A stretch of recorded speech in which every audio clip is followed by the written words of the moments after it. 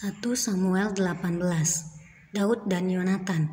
Ketika Daud habis berbicara dengan Saul, berpadulah jiwa Yonatan dengan jiwa Daud, dan Yonatan mengasihi dia seperti jiwanya sendiri. Pada hari itu Saul membawa dia dan tidak membiarkannya pulang ke rumah ayahnya. Yonatan mengikat perjanjian dengan Daud karena ia mengasihi dia seperti dirinya sendiri. Yonatan menanggalkan jubah yang dipakainya dan memberikannya kepada Daud, juga baju perangnya, sampai pedangnya, panahnya, dan ikat pinggangnya. Daud maju berperang dan selalu berhasil kemana juga Saul menyuruhnya, sehingga Saul mengangkat dia mengepalai para prajurit. Hal ini dipandang baik oleh seluruh rakyat dan juga oleh pegawai-pegawai Saul. Saul benci kepada Daud. Tetapi pada waktu mereka pulang, ketika Daud kembali sesudah mengalahkan orang Filistin itu, keluarlah orang-orang perempuan dari segala kota Israel, menyongsong Raja Saul sambil menyanyi dan menari-nari dengan memukul rebana, dengan bersukaria, dan dengan membunyikan gerincing. Dan perempuan yang menari-nari itu menyanyi berbalas-balasan, katanya, Saul mengalahkan beribu-ribu musuh, tetapi Daud berlaksa-laksa. Lalu bangkitlah amarah Saul dengan sangat, dan perkataan itu menyebalkan hatinya, sebab pikirnya, kepada Daud diperhitungkan mereka berlaksa-laksa, tetapi kepadaku diperhitungkannya beribu-ribu. Akhir-akhirnya jabatan raja itu pun jatuh kepadanya. Sejak hari itu maka Saul selalu mendengki Daud. Keesokan harinya roh jahat yang daripada Allah itu berkuasa atas Saul, sehingga ia kerasukan di tengah-tengah rumah. Sedang Daud main kecapi seperti sehari-hari. Adapun Saul ada tombak di tangannya. Saul melemparkan tombak itu karena pikirnya, baiklah aku menancapkan Daud ke dinding. Tetapi Daud mengelakkannya sampai 2 kali. Saul menjadi takut kepada Daud karena Tuhan menyertai Daud.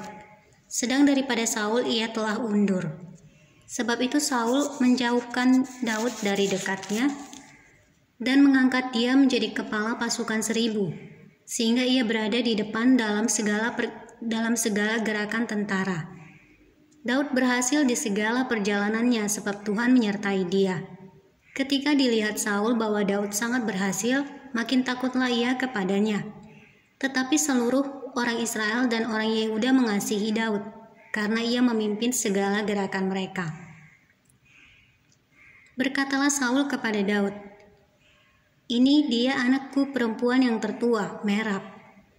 Dia akan kuberikan kepadamu menjadi istrimu, hanya jadilah bagiku seorang yang gagah perkasa dan lakukanlah perang Tuhan."